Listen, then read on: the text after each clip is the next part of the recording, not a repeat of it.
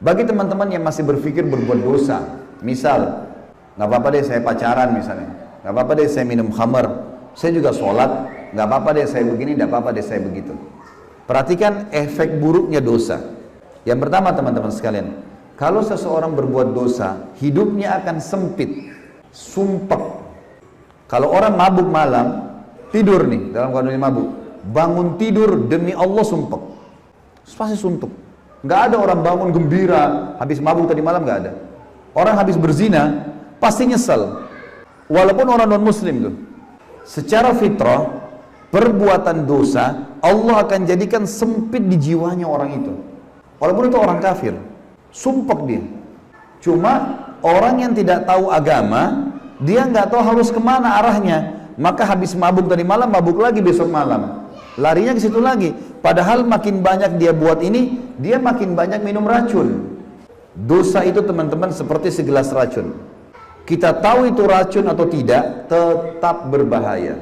Tapi orang kalau tahu, mematikan. Orang kalau tidak tahu, bertahap. Tapi tetap berbahaya buat dia. Dia tidak bisa bilang, wah saya tidak tahu kalau itu racun, maka tidak apa-apa di badan saya. Enggak, pasti tetap berbahaya. Dosa itu seperti itu. Jangan anggap remeh. Nggak bisa dimain-main ini.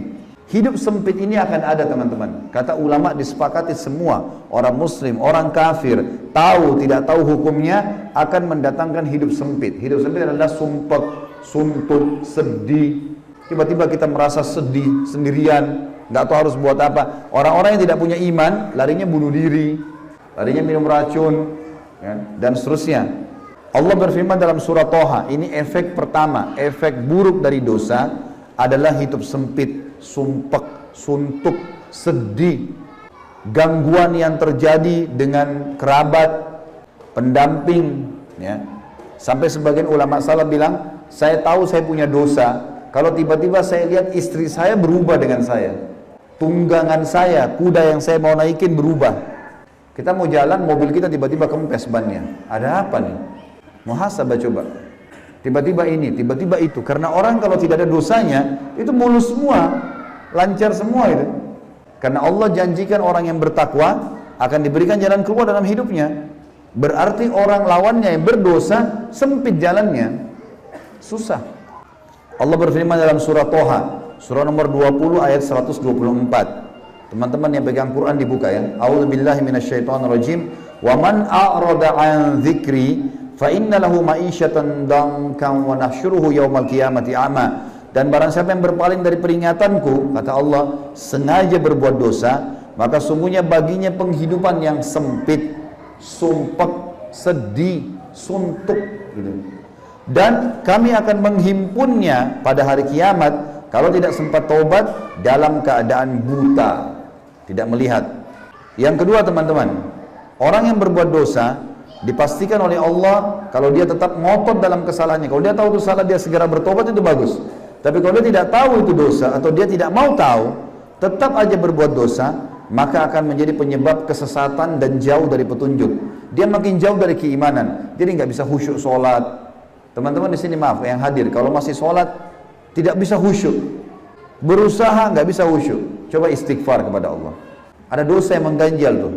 Kalau dosa kita sudah dibersihkan teman-teman, kita akan khusyuk sholat. Kita akan tersentuh kalau baca Quran. Nangis nanti itu.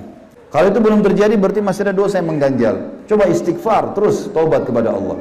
Karena masih ada yang ganjal. Allah berfirman, Allah yang maha kaya telah berfirman dalam surah Al-Ahzab, surah nomor 33 ayat 36. A'udzubillahi minasyaitonirrajim. Wa ma kana lil mu'minin wala mu'minatin idza qada Allahu wa rasuluhu amran an yakuna lahumul khiyaratu min amrihim. Wa may ya'sillaha wa rasulahu faqad dhalla dhalalan mubina. Tidak patut kata Allah, laki-laki yang mengaku beriman dan perempuan yang mengaku beriman, apabila Allah dan Rasulnya telah menetapkan satu keputusan, jangan buat dosa, buat ketaatan, mereka masih punya pilihan lain, mereka masih tetap mau melanggar, nggak mau patuh gitu. Maka kata Allah, barang siapa yang mendurhakai Allah dan Rasulnya, tetap mau berbuat dosa, dia sudah tahu itu dosa, maka sungguh dia telah sesat dengan kesesatan yang nyata. Sulit dia untuk khusyuk, nggak bisa khusyuk, susah. Teman-teman kalau banyak, coba 1 minggu istighfar kepada Allah. Tutup kuping, jangan dengar musik kecuali Al-Quran. Coba lakukan itu. Kemudian azan ke masjid. Coba tiap hari baca Al-Quran, apalagi Ramadan akan datang, maksimalkan coba dengan itu. Coba jaga diri dari dosa. Perhatikan perasaan dan iman kita seminggu itu dengan seminggu yang lalu. Jauh sekali. Apalagi sebulan, apalagi setahun. Makin sering kita kentalkan hubungan kita dengan Allah, maka makin kental sekali perasaan itu. Besok teman-teman saya sarankan hadir. Acara kita besok indahnya menjalin hubungan dengan Sang Pencipta. Saya akan banyak sebutkan kisah orang-orang soleh.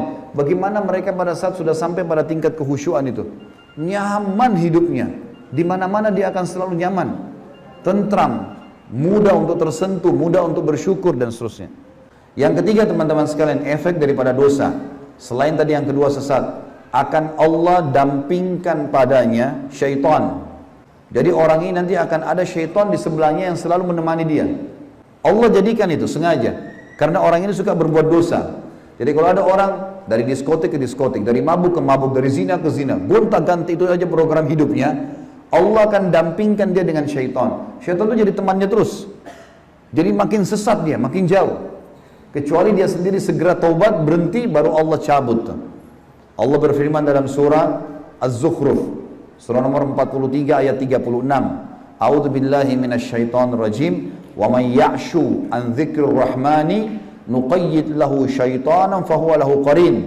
Barang siapa yang berpaling dari pengajaran Tuhan yang Maha Pemurah, Al-Quran, maksudnya berbuat dosa, kata ulama tafsir, kami akan adakan baginya syaitan yang menyesatkannya. Maka syaitan itu selalu menjadi teman dan menyertainya. Jadi sudah banyak efeknya ya, sudah 3. Sumpah ada, sesat iya, tidak bisa khusyuk, kemudian juga syaitan mendampinginya. Yang keempat, terancam masuk neraka. Meninggal, tidak sempat taubat, masuk neraka, bahaya. Allah berfirman dalam surah An-Nisa, Allah yang maha keras siksaannya berfirman, surah An-Nisa, surah nomor 4 ayat 14. A'udzu billahi minasyaitonir rajim, wa may ya'sillaha wa rasulahu wa yata'adda hududahu yudkhilhu naran khalidan fiha wa lahu 'adzabun muhin. Dan barang siapa yang mendurhakai Allah dan Rasulnya dan melanggar ketentuan-ketentuannya, niscaya Allah memasukkannya ke dalam api neraka, sedangkan ia akan kekal di dalamnya dan baginya siksa yang menghinakan. Juga teman-teman dalam surah Jin, surah nomor 72 ayat 23 Allah berfirman, A'udzu billahi minasyaitonir rajim, illa balagan minallahi wa risalati wa may ya'sillaha wa rasulahu fa inna lahu nara jahannam khalidina fiha abada. Akan tetapi siapapun yang menyampaikan peringatan dari Allah dan risalahnya, kata Nabi SAW, Allah suruh Nabi berkata, akan tapi aku hanya menyampaikan peringatan dari Allah dan risalahnya, dan barang siapa yang mendurhakai Allah dan Rasulnya, tetap buat dosa, dari dosa ke dosa, sesungguhnya dia akan baginya neraka jahanam, dan dia bisa kekal selama-lamanya di dalam situ.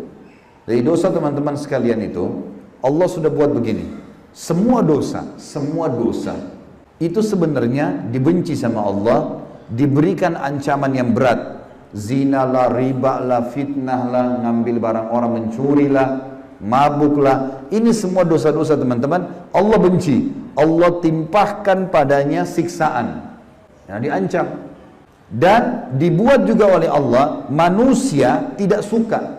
Kalau ada orang hidup di tengah-tengah kita suka durhaka sama orang tuanya, bantah-bantah ibu sama ayahnya, suka fitnah, suka ghibah, suka mencuri, suka berzina, suka ganggu istri orang, suami orang, ini semua dibenci oleh manusia. Secara alami, Allah benci, hukumannya berat, dan juga dibenci oleh manusia. Semua ketaatan, jujur, amanah, tanggung jawab, bakti sama orang tua, semua yang baik-baik, sholat, semua ini teman-teman, disuka sama Allah, diberikan pahala yang besar, dan juga disuka oleh manusia. Gak ada orang yang rajin ke masjid sholat, orang suka bantu orang susah, senyum kalau ketemu sama muslim, bakti sama orang tua, lalu dibenci sama orang, gak ada. Semua orang suka dia. Maka kita secara alami kalau patuh sama Allah menjadi orang yang baik. Buruk, maksiat sama Allah jadi buruk. Harus difahamin poin ini teman-teman.